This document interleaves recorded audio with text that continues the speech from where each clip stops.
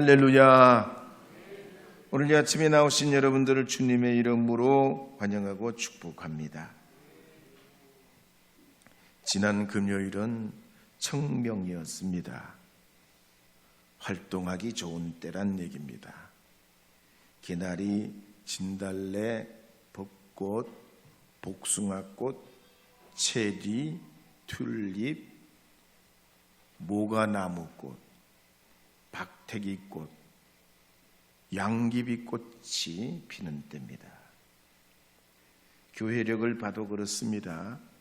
사순절이라 예수님께서 우리 위에 순환당하신 걸 기념하면서 우리의 죄 씻김 받기를 원하는 고백과 결단의 때가 됐습니다.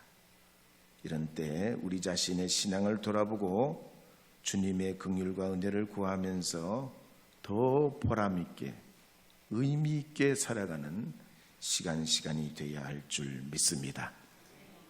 그런 의미에서 저는 오늘 아침 이사야서 43장 16절에서 21절 말씀을 중심으로 창조주 하나님이라는 제목으로 말씀을 선포하려 합니다. 하나님은 천지 만물을 창조하신 유일하신 하나님이십니다. 주님의 그 절대성, 초월성과 권세로 세상에 여지까지 없었던 것을 만들어 내놓으신 분이십니다. 제작이나 조립과는 개념이 다릅니다. 또 수억만 년을 통해서 저절로 시간이 가면서 진화된 것이 아니라 하나님 고유의 창조성으로 창조하시고 우주를 유지하시고 지금도 지속하시고 하나님의 목적대로 이루어가게 하시고 계십니다. 그래서 빛도 하늘도 물도 흙도 식물도 하늘의 해와 별도 바다의 물고기와 새와 동물도 곤충도 사람도 하나님의 창조의 작품입니다. 그래서 이 세상의 모든 것이 하나님의 품격이 담겨 있습니다. 하나님이 창조하신 거기 때문에 너무나 거룩하고 존중받아야 하는 수많은 것들로 놓여져 있습니다. 그러기에 성경의 첫 번째 신앙 고백은 하나님이 창조하셨습니다. 하나님이 만드셨습니다. 하나님이 섭리하십니다. 이 고백으로부터 시작됩니다. 그리고 두 번째 고백은 하나님은 우리를 구원하십니다. 우리와 함께 하십니다. 이와 같은 이 두 가지 고백, 창조의 고백과 구원의 고백이 이제 이 이사야서에도 보면 담겨 있습니다. 특히 우리가 읽은 이 이사야서의 두 번째 단락은 주전 540년경을 배경으로 하고 있습니다. 이때 이스라엘 백성들은 바벨론에게 멸망당하고 끌려가 포로로 살고 있었습니다. 그리고 곧 이제 새로운 나라 바사, 성경의 말로는 바사, 우리가 일반적인 책에 나오는 말은 페르시아입니다. 이 바사 제국이 세워지기 직전이 곧 이 나라가 오려고 하는 때입니다.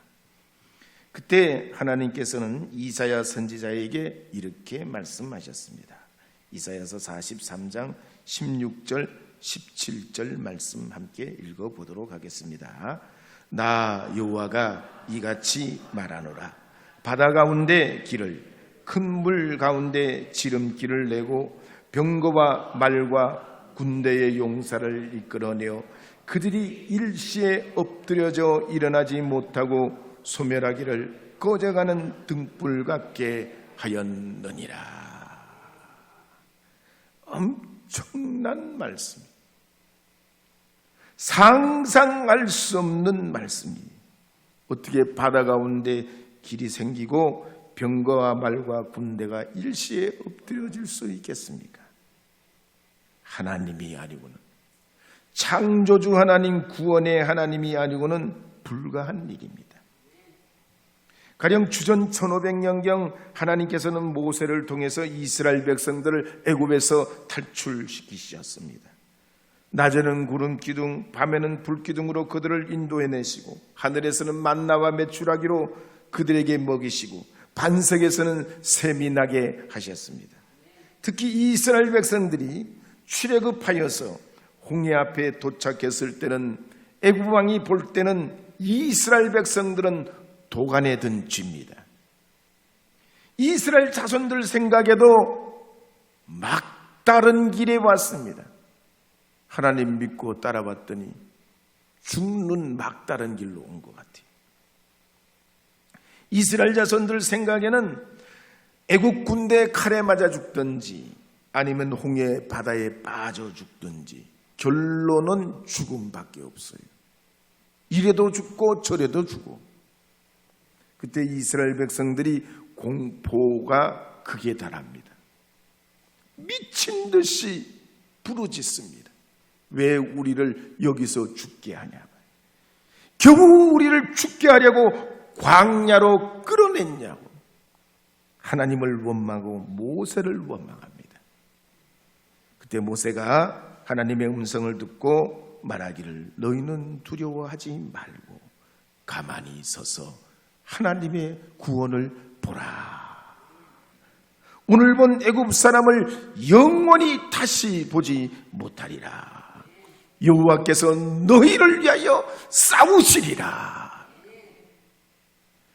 그러는 사이 하나님께서는 천사들을 시켜서 이스라엘 백성들에게는 캄캄한 밤중이지만 불기둥으로 그들의 갈 길을 열어주시. 그러나 반대로 애국 군대에게는 구름 기둥으로 그들을 막으셔서 천지 사방을 분간하지 못하도록 흑암으로 막고 계셨어요. 그래서 우리가 어려움이 오면 하나님이 아무 일을 하시지 않는 게 아니에요. 우리가 어려움에 처하면 하나님은 더 바쁘셔요. 여러분이 여러분의 자녀들에게 여러분의 삶의 가정에 어려움이 있으면 엄마 아빠가 다 통분서주합니다. 밤잠 못 자고 자녀들을 위해서 어떡할까 고민하는 게 부모예요. 하나님도 그래요.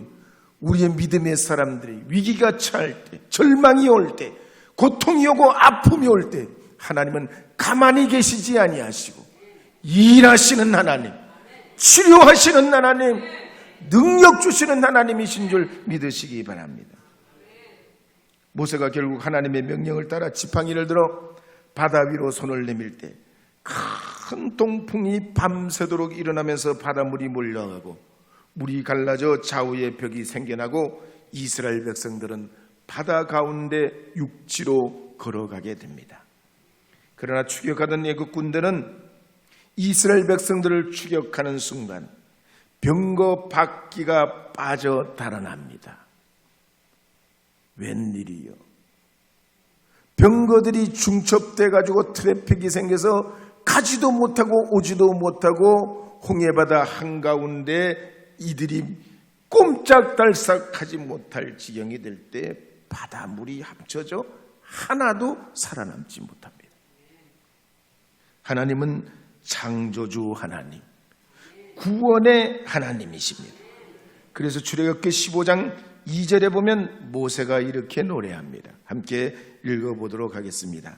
여호와는 나의 힘이요 노래시며 나의 구원이시로다. 그는 나의 하나님이시니 내가 그를 찬송할 것이요 내 아버지의 하나님이시니 내가 그를 높이리로다. 시편 18편 2절 말씀에도 보면 이렇게 다윗이 노래합니다. 함께 읽어보겠습니다. 여호와는 나의 반석이시요 나의 구원이시요 나를 건지시는 이시요 나의 하나님이시요 내가 그 안에 피할 나의 바위시요 나의 방패요 나의 구원의 뿌리시요 나의 산성이시로다. 영국의 여객성 스텔라호가 한밤중에 암초에 부딪혀 난파됐습니다. 승객들은 구명보트에 서로 살겠다 타겠다 발버둥 치는 바람에 보트가 뒤집혀서 한 사람도 살지 못하고 물에 빠져 죽게 됩니다. 그런데 그때 12명의 여성들이 탔던 구명보트는 그렇지 않았습니다.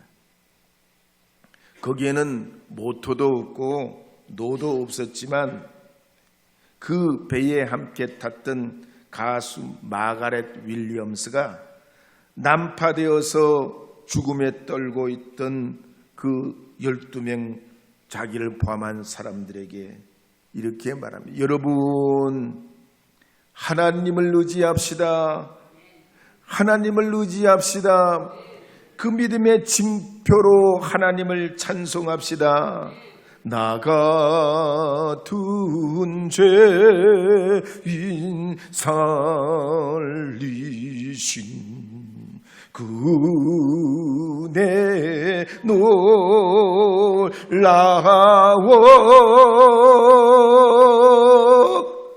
찬송을 부를 때 이들이 공포에 질렸던 마음에 평화가 생기고 마음이 평정이 되니까 보트도 일렁이지 않고 뒤집히는 일이 없었습니다. 그리고 그 캄캄한 바다에 함께 뱉어내게 될 때 드디어 아침이 왔고 구조선이 와서 그들을 모두 구출하게 됐습니다. 루이스 앤더슨 위트먼의 간증에도 보면 이분이 원래 보험 설계사입니다.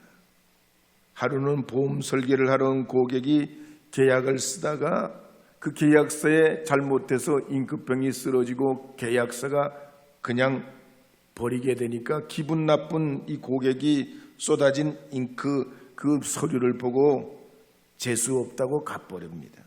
이 위트먼이 얼마나 속상하고 상처가 되는지. 그렇지 않아도 힘든 일인데 일이 이렇게 엎어졌으니 하나님 앞에 기도하고 하나님 길을 열어주세요. 살 길을 열어주세요. 하나님 길을 열어주신다고 그랬지 않습니까? 하나님 길을 열어주신다고 그랬지 않습니까? 기도할 때 이분이 아이디어를 얻어가지고 잉크가 안 쏟아지는 만년필을 만들어내게 됐습니다. 주전 7세기에 유다에서 활동했던 하박국 선지자도 그랬습니다.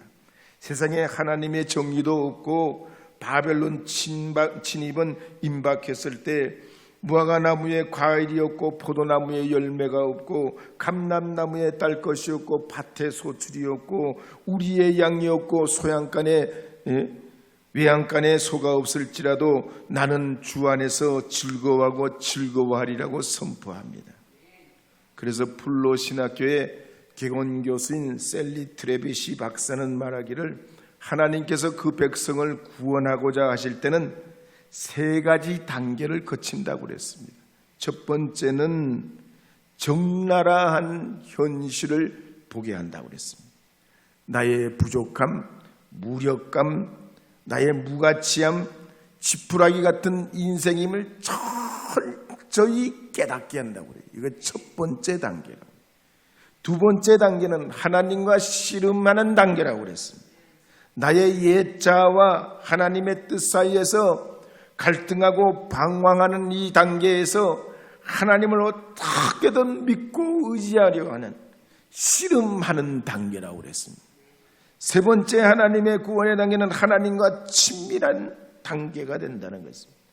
하나님의 비전이 나의 비전이 되고 나의 꿈이 하나님께 드려져서 쓰임받게 되는 단계라고 그랬습니다. 본문의 이스라엘 백성들도 그랬습니다. 그들은 바벨론에서 주전 605년에 또 주전 597년에 그리고 그 다음에는 주전 587년에 3차례나 포로로 끌려갑니다. 비운의 역사예요. 슬픔의 역사입니다.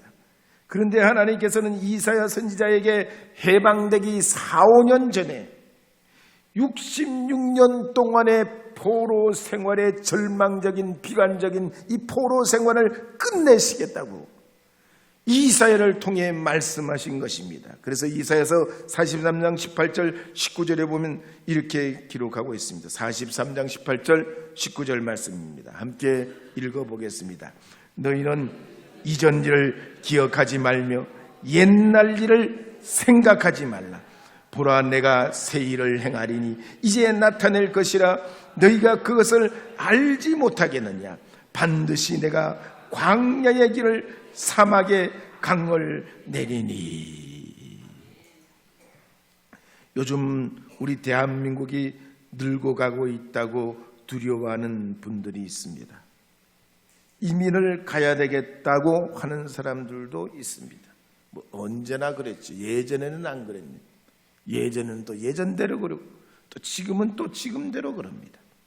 그런데 일본 대장성 지금의 재무성입니다.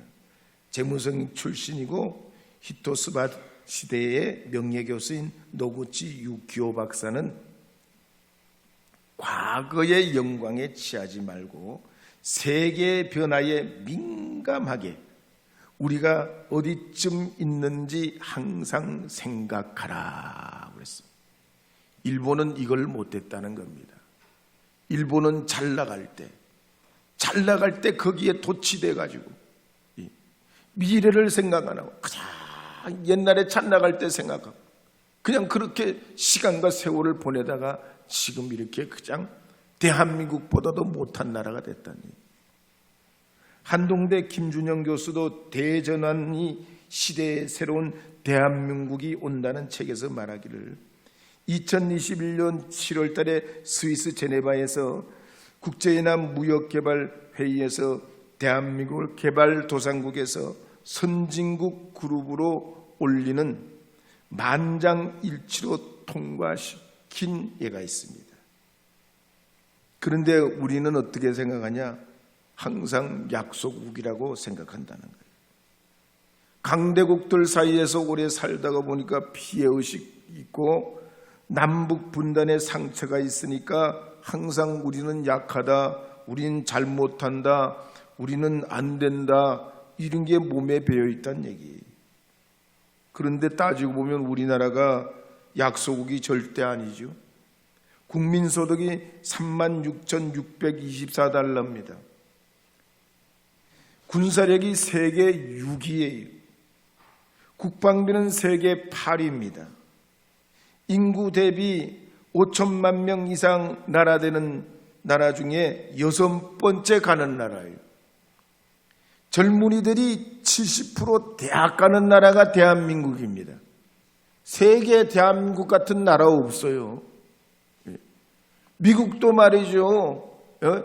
1억 3천 혹은 많게는 1억 5천이라고 그러지만 인구의 30%밖에 대학을 못 가요. 그러니 트럼프 같은 사람이 독재를 하고 이상한 짓 해도 제어할 능력이 없어요. 모르니까 그냥 가는데 모르니까. 독재자가 이렇게 하면 그렇게 가는 거예요. 더욱이 우리나라가 시련이 많고 어려움이 많지만 그런 가운데도 정치 발전에 민주주의를 발전시키고 있기 때문에 전 세계가 대한민국을 여전히 주목하고 있습니다. 더욱이 우리에게는 창조주 하나님, 구원의 하나님, 바다 가운데 길을 내시고 광야의 길을 내시는 우리 주님이 계시기에 더 이상 패배적인 생각, 망해버린 옛날 생각에 매일 필요가 없습니다. 1895년에 미국의 엘라바마주에 전염병이 퍼져서 농사를 망쳤습니다. 그때 주민들 60% 이상이 빈민이 되고 수많은 사람들이 전염병으로 죽어나갔습니다. 그런데 그들이 그때 뭐 했습니까? 교회에 모여서 창조주 하나님, 구원의 하나님께 기도하기 시작합니다. 하나님이 살려주셔야 됩니다. 하나님이 우리의 희망입니다. 우리의 능력입니다. 하나님 축복해 주시옵소서. 축복해 주시옵소서. 이 나라를 살려 주시옵소서. 막 목 놓아 부르짖을 때 그 교회 목사님이 응답받잖아요. 목화밭에 땅콩을 심게 되고 그 땅콩이 풍작이 오게 되고 그 때문에 어려움을 이기고도 남게 됩니다. 오늘 우리가 그렇습니다. 갈 바를 알지 못할 때 주님 믿고 따라가면 됩니다. 주님 의지하면 됩니다. 주님이 함께 하심을 믿고 부족하지만 연약하지만 위기를 이기게 하시고 반대로 되게 하시고 바다에 길을 내시는 하나님, 사막에 강을 내시는 하나님 의지하고 믿음의 용기를 가진 자들이 승리하게 될 줄로 믿습니다. 최근에 경북 지역의 산불 피해로 1조 원 넘는 피해를 봤다고 합니다. 국가유산이 35건 피해를 입었고 아직도 1972세대에 3,200명 정도가 임시 대피 중이라고 그랬습니다. 이걸 어떻게 해야 될까요? 이번에 국민일보에 봤더니 경북 영덕의 빛과 소금 교회는 교회와 사택이 모두 타버렸습니다. 담임 목사님이 최병진 목사님인데 모든 것 다 탔지만 하나님 한 분으로 감사하겠습니다. 걱정하지 않겠습니다. 하나님이 더 좋게 하실 것입니다. 그랬어요.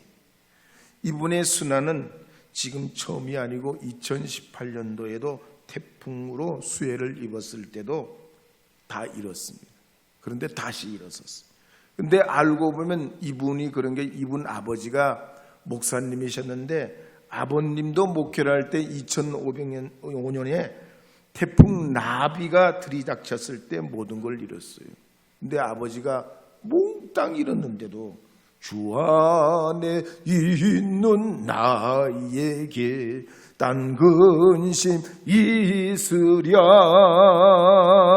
주 안에 있는 나에게 딴 근심 있으랴.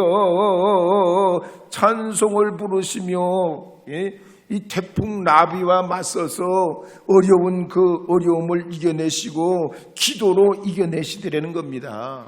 그 아버지 보니까 나도 얼마 전에 태풍이 아니라 태풍이 와도 이겨내겠다. 이길 수 있다. 하나님이 함께 하신다. 믿음이 승리한다. 구원의 하나님이 계신다. 창조주 하나님이 계신다.